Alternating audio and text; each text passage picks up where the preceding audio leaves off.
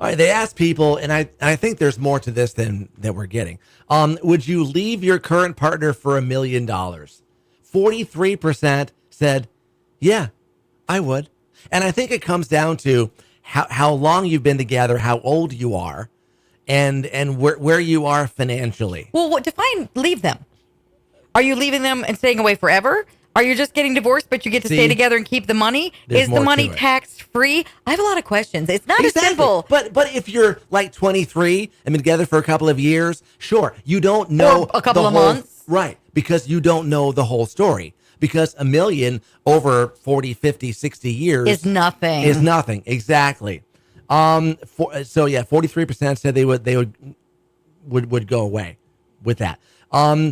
In the same poll, 40% of people said that they would take $33 million, even if it meant financially ruining somebody else. Who am I ruining? Do I get to choose? Else.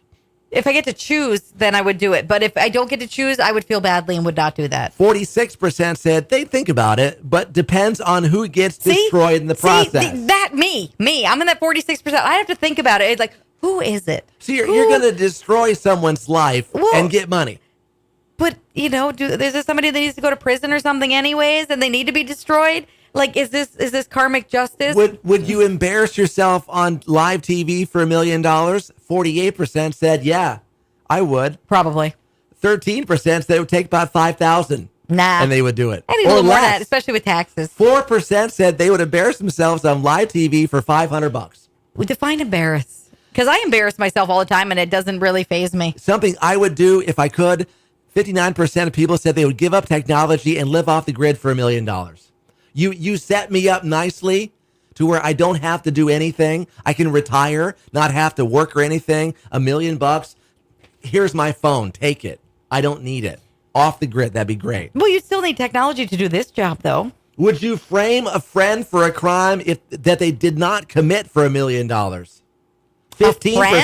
15% said what kind of friend would I be? And how much of a friend are they to me? No. 21% said they would pass on $1 million if it meant they'd lose access to social media.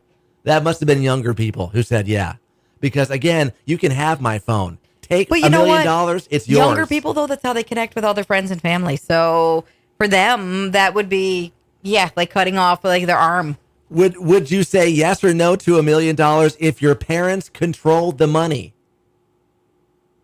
54% said no, I wouldn't do it. If my parents had control of the money and it was for me, 54% said no. 38% said they would pause the deal if accepting it meant their enemy would also profit. Wait, do we both get the same amount of money? I don't know. If we both get the same amount of money, I don't care. Be my enemy. I'm over here with a nice flush bank account. Be my enemy. I don't care. But I've got your $1 million. But if the kids want some of it, they have to ask me first, and I don't have to give them anything. You see, I wouldn't be fazed if my mother controlled the money. I wouldn't.